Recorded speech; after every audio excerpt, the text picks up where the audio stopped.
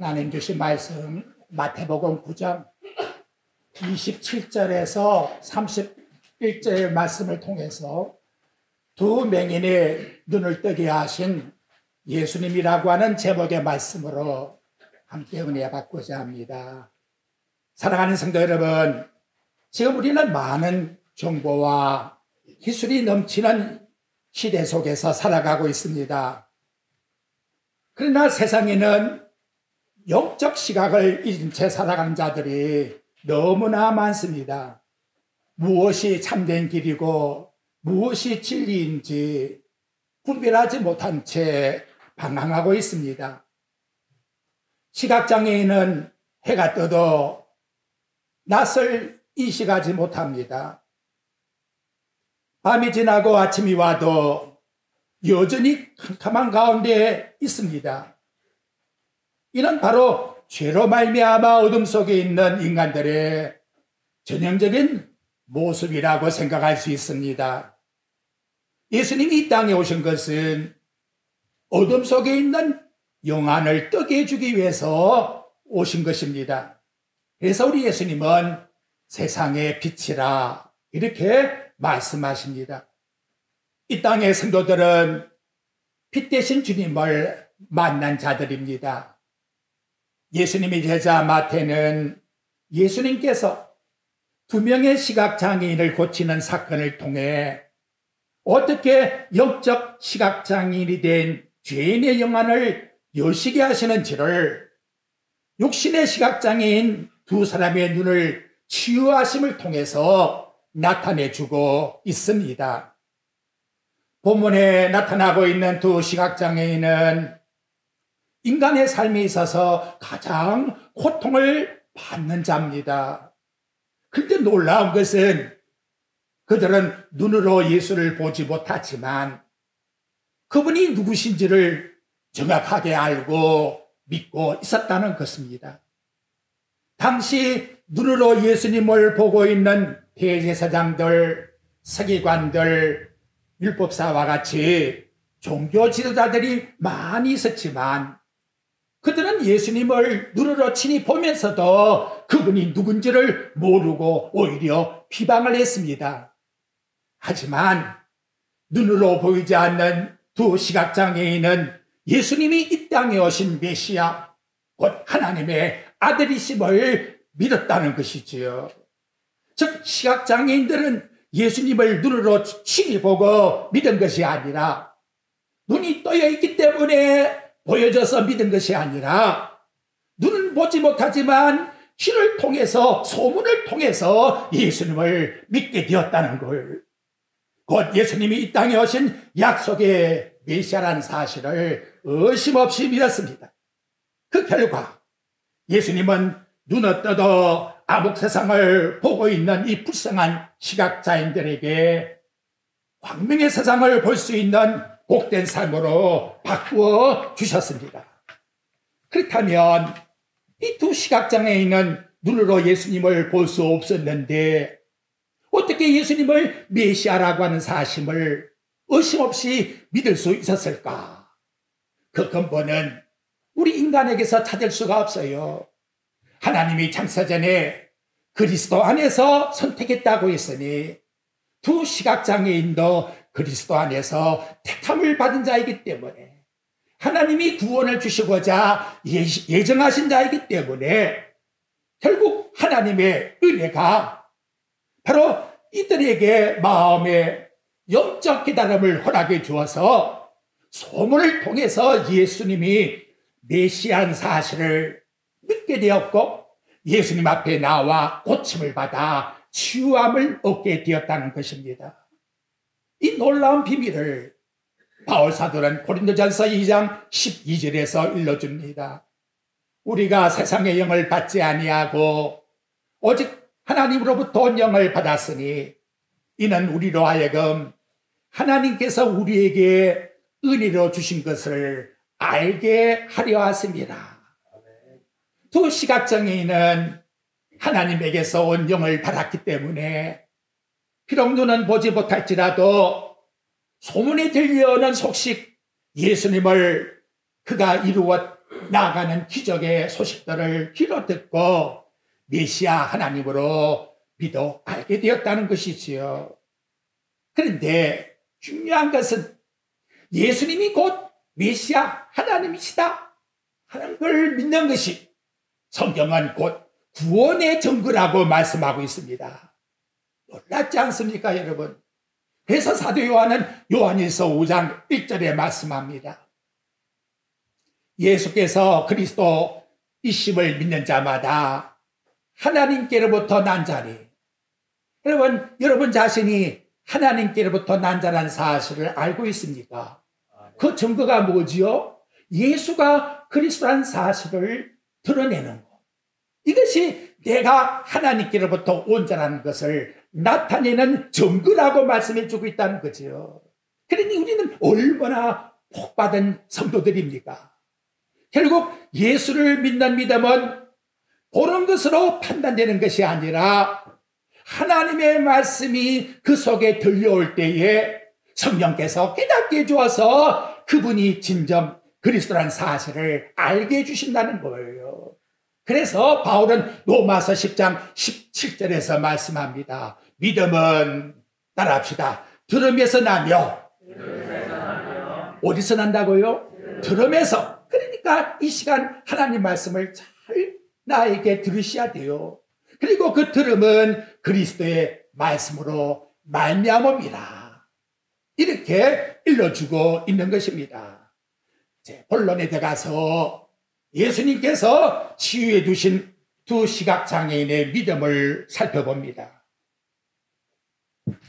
첫째로 시각장애인들은 예수님이 계신 곳을 향하여 따라갔다는 거지요. 여러분 27절 말씀에 보면 예수께서 거기에서 떠나가실새 두 시각장애인이 따라오며 예수님이 거기에서 떠나갔다. 그러면 거기란 것이 어딜까요? 우리 지난주일에 거기가 어딘지를 말씀드렸습니다. 해당장 야이로의 딸이 죽은, 그래서 거기서 예수님이 살리셨는데 거기서 떠나 나오셨다. 거기서부터 두 시각장애인은 예수님이 어디로 가는지를 귀로 청각으로 들으면서 따라갔다. 그러니까 누군가로부터 예수님의 소문을 듣고, 그리고 그 들은 소문이 그 안에 믿음의 불씨가 되었다는 것을 일러주고 있고, 그리고 그때부터 시각장애인은 맹목적인 걸음이 아니라 예수님이 어디로 가고 있는가, 예수님이 가는 그 목적을 향해서 걸어갔는데 이것이 곧 믿음이라고 말씀하고 있는 거지요. 그러니까 예수가 계신 곳에 귀를 기울이고 따라가는 삶의 모습이 바로 시각장애인의 모습이라는 걸. 믿음은 뭐냐? 예수님이 계신 곳을 향하여 나아가는 것이에요. 예수님이 말씀하신 곳을 향하여 따라가는 삶이 곧 믿음의 생활이라는 거지요. 우리가 왜 교회에 나왔습니까? 친교를 듣기 위해요? 아니면 예배당 한번 보기 위해서 나온 겁니까? 그게 아니라는 거지요. 교회 안에서 들려주는 예수님이 누구신가를 듣기 위해서 저와 여러분이 찾아왔다는 거지요. 말씀의 들음의 목적이 아니라면 그것은 곧 교회의 기능을 잃어본 것이고, 그리고 믿음의 생활이 아니라고 말씀하고 있는 것입니다. 성령님은 두 시각장애인에게 예수님의 놀라운 이적의 사건을 소문을 통해서 들려주었고, 그 이후로 지속적으로 그들은 예수님을 따라가는 바로 성령의 인도를 받고 있다고 말씀하고 있습니다.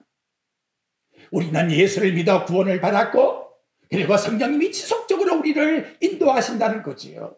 그래서 로마서 8장 14절에 보면 무릇 하나님의 영으로 인도함을 받은 사람, 그가 곧 하나님의 아들이라고 이와 같이 일러주고 있는 것입니다. 우리 삶에다가 적용을 해 보십시오. 우리 눈은 온갖 세상에 많은 것을 보고 있지만 실상 일주일간도 우리에게 말씀을 주시는 생명의 주가 되시는 이 영생의 말씀을 저는 어떻게 관심을 가지고 살아왔습니까? 말씀의 인도함에 우리 자신을 살펴볼 때에 너무나 소홀한 생각을 하고 있지 않았는가 라고 생각들지는 않습니까? 여러분은 하루 세 끼는 찾아 먹습니다. 그런데 생명의 양식은 하루에 몇 끼나 먹어보았고 성경 말씀을 펴서 얼마나 묵상을 하면서 살아가고 있습니까? 세상의 소식은 즐거워해요. 그리고 우리의 모든 생활은 세상에 관심을 가지고 있으면서도 진작 내 생명을 살리고 나를 이끌어 주시고 인도해 주셔서 천국으로 향하여 나가게 하는 말씀에 대한 초점은 너무나 허리져 있기 때문에 우리의 마음은 산란해 있다는 거지요. 주님 앞에 나와도 집중적으로 주의 말씀을 듣지 못하고 있다는 거예요. 말씀을 들어야 영적 성장이 일어나는 겁니다. 여러분들이 시편 119장 148절에 가보게 되면 주의 말씀을 조용히 엎드리고자 나는 새벽녘에 눈을 떴다고 말씀을 합니다. 다윗 왕이 왕인데 왜 새벽녘에 하나님의 율법의 말씀에 펴서 떴을까요? 그것은 그 말씀을 엎드리고자 하나님 말씀의 양식을 오늘도 내가 먹어서 내가 어떻게 살아갈까? 그래서 하나님의 말씀에 인도함을 받는 것이 즉 첫눈을 떠서 시작하는 출발점이 되었다는 거지요. 여러분은 첫눈을 떠서 무엇부터 출발하고 있습니까? 기도로 출발하십니까?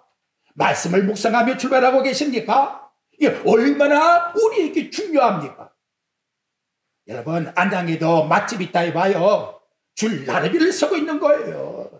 바로 그런 심정만 있다 할 것 같으면 우리의 심령 속에 얼마나 말씀에 대한 갈급함이 일어나야 되겠나 이 말이에요. 주일에 왜 나서 말씀을 듣습니까? 한 주간도 내 영혼에 힘이 되고 능력이 되기 위해서 이 말씀을 우리에게 듣는 겁니다.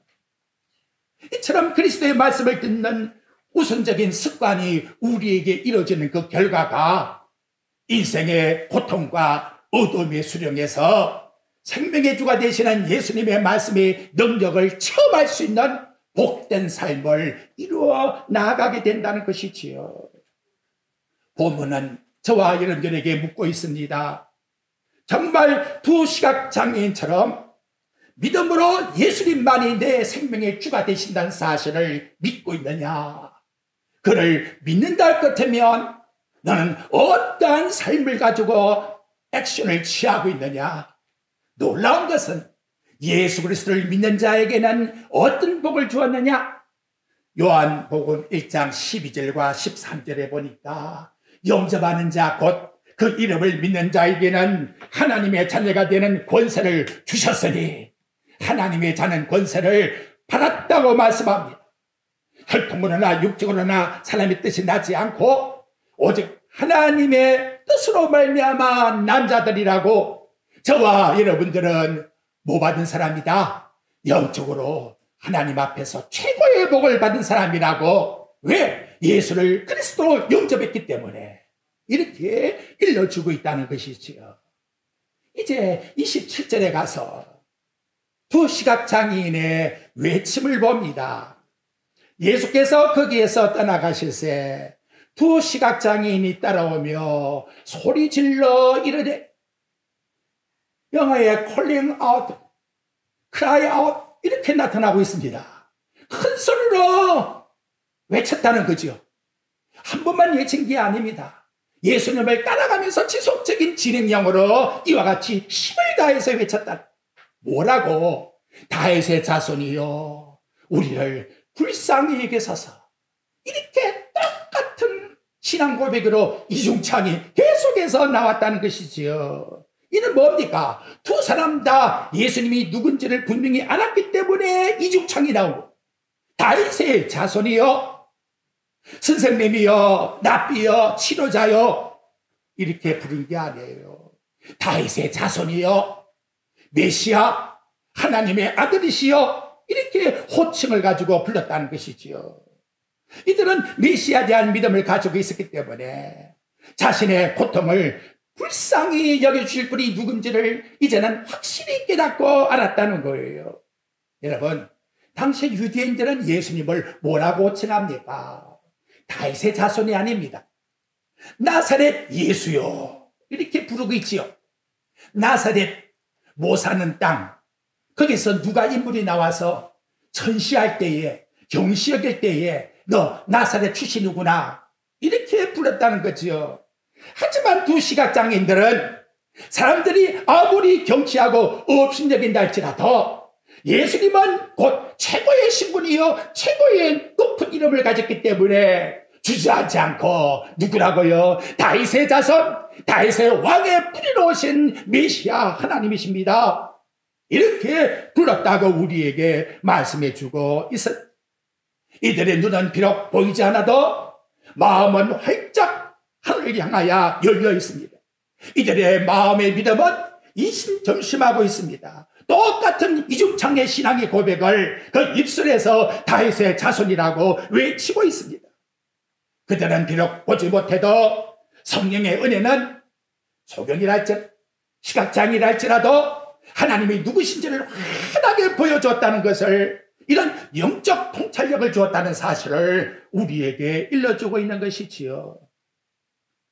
제가 오늘 드리고 싶은 설교의 소원은, 이 시간에 여러분들이 이렇게 앉아 있습니다만은 우리 마음이 다 이심전심되어서 다윗의 자손 예수요 이렇게 두 시각장애인이 예수님 앞에 고백을 드린 것과 같이 저와 여러분도 예수 그리스도가 곧 우리를 구원하시는 구원자가 되신다고 우리 마음에서부터 신앙의 고백을 하나님께 드리는 그와 같은 삶이 꼭 되시기를 주의 이름으로 축원드립니다. 아멘. 우리 마태복음 21장 15절과 16절의 말씀에 보게 되면 대제사장과 서기관들이 예수께서 하신 일을 이상히 여기고 성전에서 소리질러 호산나 다윗의 자손이여 하는 어린아이들의 그 모습을 보고는 분노를 일으키지요. 예수님이 뭐라고 말씀하고 있습니까? 그렇다. 어린아기와 젖먹이 입에서 나오는 찬미를 온전했다는 말씀을 너 들어보지 못했느냐? 시편 8장 2절의 말씀을 인용하면서 하나님이 누구의 찬양을 받으시느냐? 여러분 오묘하잖아요. 내가 젖먹이는 그 어린아이가 어떻게 하나님을 알고 찬미를 하겠습니까? 하나님의 영이 젖먹이 어린아이를 통해서도 영광을 받으신다. 믿으셔야 돼요. 이거 얼마나 우리에게 중요한 내용입니까? 그 찬양의 소리를 성전에서 못 들으니까 어린아이를 통해서 드리고 있는데 여기 나타나고 있는 종교 지도자들은 불만을 가지고 있었다는 거지요. 여러분 이러면 안 돼요. 우리 하나님께 찬양을 드릴 때에 왜 저 사람은 저래? 이러면 안 된다는 거지요. 다 마음 한뜻으로 우리 하나님께 찬양 드리는, 바로 우리 마음이 하나가 되어서 예수님께 신앙을 고백하는, 그래서 히브리서 13장 15절에 보면 우리 성도는 다음과 같이 살아가라고 합니다. 우리는 예수로 말미암아 항상 찬송의 제사를 하나님께 드리자. 잘 알겠지요? 예수 그리스도를 통해서 하나님께 뭐 드리자? 찬송을 드리자. 내가 믿는 예수님이 나의 구원의 주라고, 나의 왕이라고, 세상에 누구든지 나와봐. 여러분 저 교황이 죽었다고 얼마나 사람들이 이럽니까? 정말 우리는 예수님께 그들보다도 더 비교할 수 없는 영광을 드려야 되지 않겠어요? 내 마음 한구석에 있는 예수 이렇게 생각했어야 어떻게 되겠나 이 말이지요. 이게 오늘 우리에게 주시고자 하시는 하나님의 뜻이라고 말씀합니다. 그 다음 두 시각장애인은 예수님께 우리를 불쌍히 여기셔서 뭘 구합니까? 긍휼의 은혜를 구하고 있는 거예요. 이들의 기도는 의로움을 근거한 기도가 아닙니다. 바리새인과 같이 내가 얼마나 똑똑하고 잘합니까? 그걸 근거해서 드리는 기도가 아니에요. 자비에 근거된 주여 우리를 도와주셔서 우리를 불쌍히 여기소서. 자신의 자격을 전혀 내세우지 않습니다. 그저 하나님의 긍휼과 자비함을 기다리고 있는 이러한 간구를 우리 하나님 앞에 드리고 있다는 거예요. 여러분 하나님 앞에 나올 때에 금방지게 하나님께 나를 도와달라고, 마치 하나님은 나를 꼭 도와줘야 되는 분이라고, 마치 나는 하나님께 복을 받을 수 있는 자격이 있는 사람이라고 이렇게 구하면 안 된다는 거예요. 이제는 우리의 마음을 바꾸셔야 돼요. 여기 나타나고 있는 두 시각장애인과 같이 하나님 앞에 정말 우리는 외칠 수도 없는 죄인, 하나 긍휼을 베풀어 주옵소서. 은혜를 허락해 주옵소서. 이는 믿음이 없이는 외칠 수가 없는 고백 아닙니까? 믿음이 없으면 도움을 구하지 않습니다. 믿음이 없으면 예수님이 지나가고 그냥 놓치게 되는 거지요. 그래서 오늘 우리에게 중요한 것은 예수 그리스도는 생명이 되시는데 그분에 대하여 전혀 상관이 없는 삶을 살면 안 되는 거지요. 나타나고 있는 이 시각장애인과 같이 소리를 외치면서 우리 하나님 앞에 고백을 드리는 그와 같은 삶을 사셔야 합니다. 왜 이렇게 소리칠까요? 이 시계를 놓쳐버리면 예수님을 만날 수가 없다고 하는 것이 그들의 반응이었기 때문에 그런 거예요.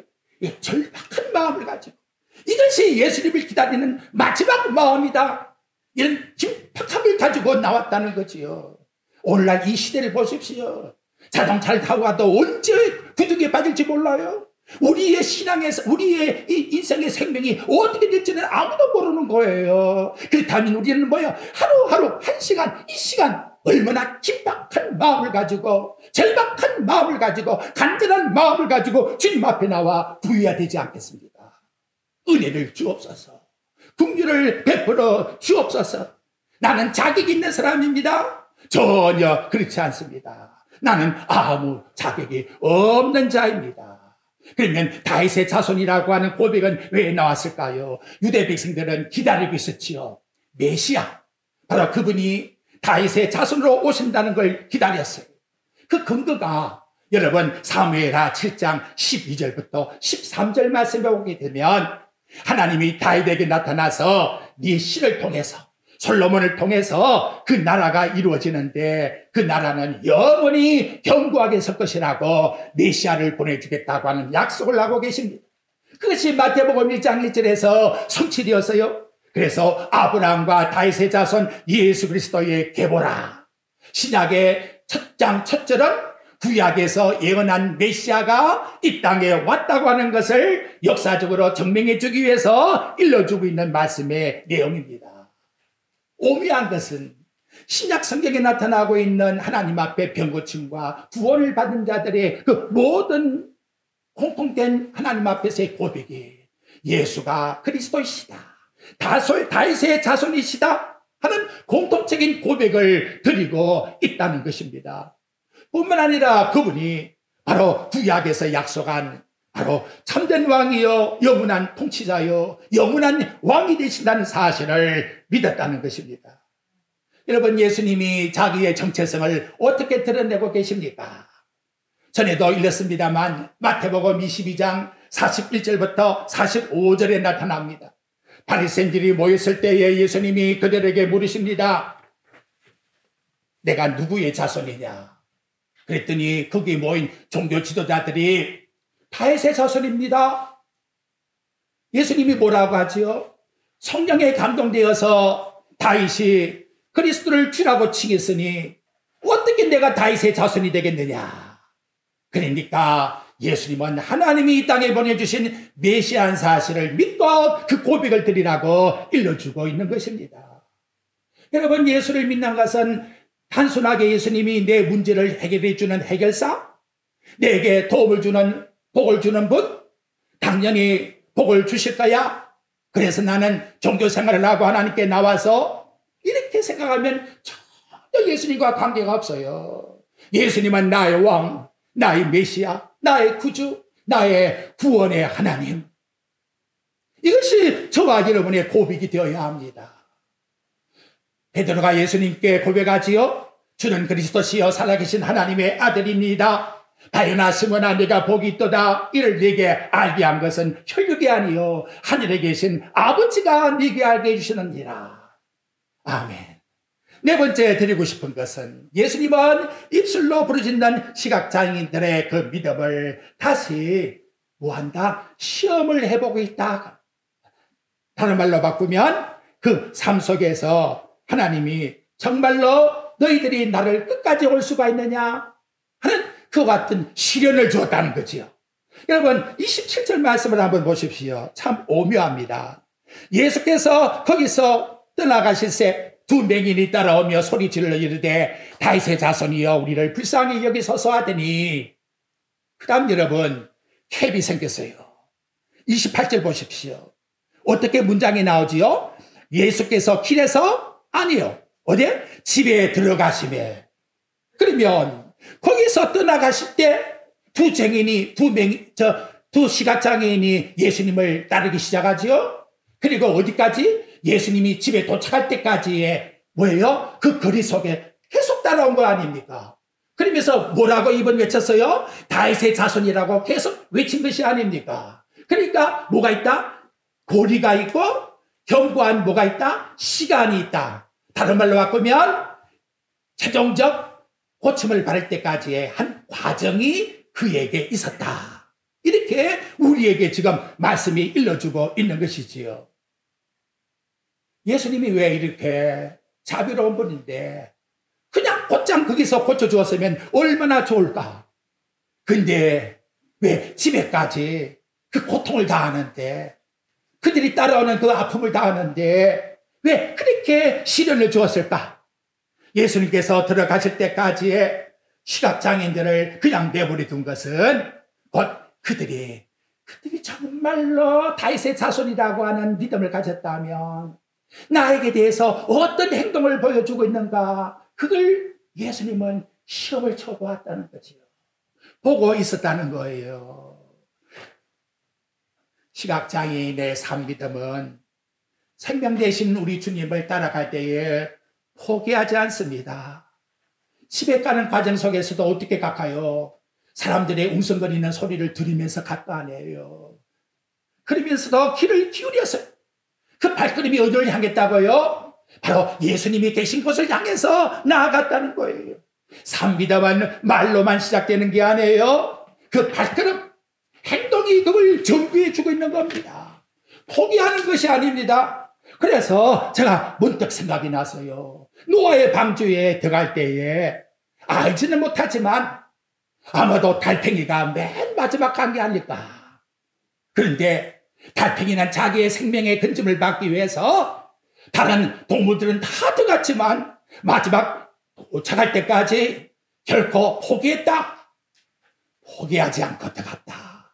이거 얼마나 은혜가 되는지 제가 거기다가 적어 놓았습니다. 28절에 보면 예수께서 집에 들어가시며 시각장애인들이 그에게 나오거늘 조금 늦은 것 아닙니까? 침묵의 시간이 흘렀지요. 두 시각장애인은 뭐가 흘렀다? 시련이 있었어요. 하지만 중도에 포기하지 않았다는 거지요. 누구 할 때까지? 예수님을 만날 때까지. 근데 여러분, 이게 하나님의 뜻이라고 말씀합니다. 여러분들이 이사야서 30장 18절 말씀에 가보면 여호와께서 기다리시나니 하나님의 시간이 될 때까지 기다리신답니다.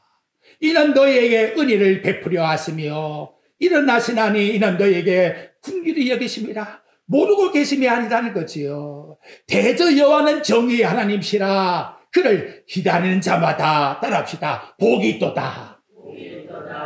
기다려야 돼요. 쉽게 응답받지 못해도 포기하지 않는 믿음을 가지고 상황이 닥쳤다 할지라도 내 믿음의 발걸음은 어디를 향해서? 주님을 향해서 변함없이 방주를 향해 나가는 달팽이와 같이 내가 좀 느리다 할지라도 끝까지 나가야 돼요. 믿음이라는 것은 기도 응답의 속도에서 측량되는 게 아니란 말이에요. 응답이 없다 할지라도, 지금 내가 고통을 감수한다 할지라도, 욕과 같이 시련이 있다 할지라도, 괴로움과 고통과 주신이도 여호와시요 취하신다도 여호와시니 여호와 하나님 그저 내 생명 물러간다 할지라도 나는 하나님께 찬송을 드릴지어다. 응답이 없어도 고통과 괴로움 속에서 계속 순종하는 삶이 뭐다? 믿음의 생활이라고 이렇게 우리에게 일러주고 있는 것입니다. 예수님이 다시 두 번째 시험을 쳐요. 두 시각장애인에게 묻습니다.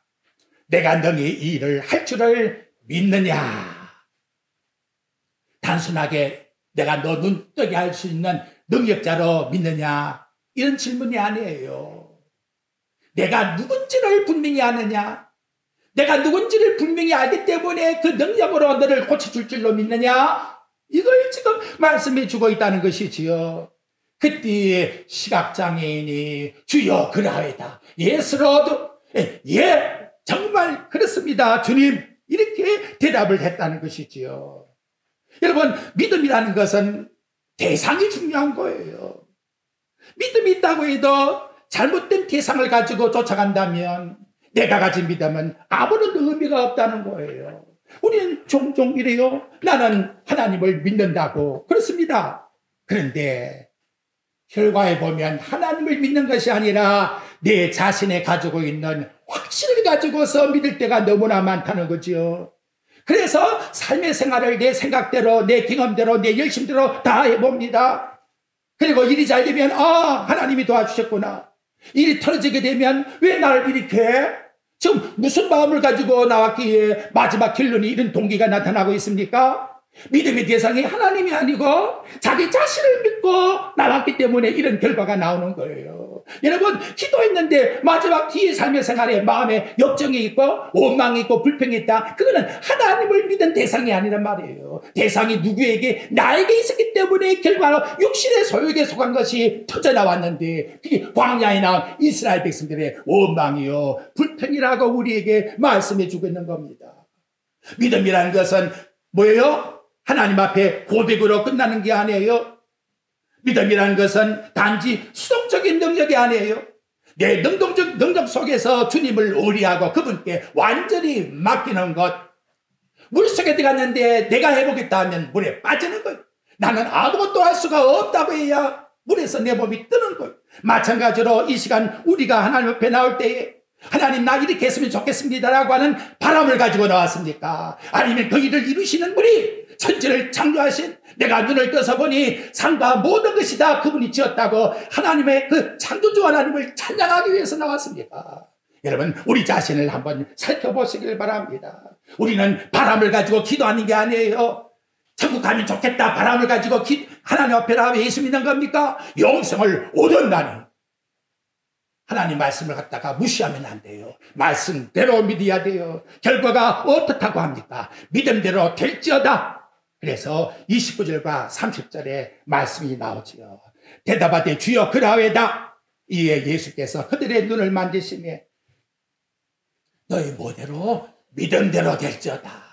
눈 뜨는 것이 소원이 아니라 주님이 당신이 바로 메시아 그리스도이기 때문에 이것 주면 얼마든지 고칠 수가 있습니다. 그분을 완전히 신뢰하고 믿었다는 것이요. 그랬더니 결과가 네 믿음대로 이 시간도 하나님의 은혜의 풍성을 받으려면 네 믿음대로 우리의 분량대로 은혜를 받는 거예요. 그러려면 어떻게 됩니까? 그분 예수 그리스도가 바로 나의 구원의 주가 된다는 사실을 분명히 고백하는 그 심령 속에 네 믿음대로 될지어다.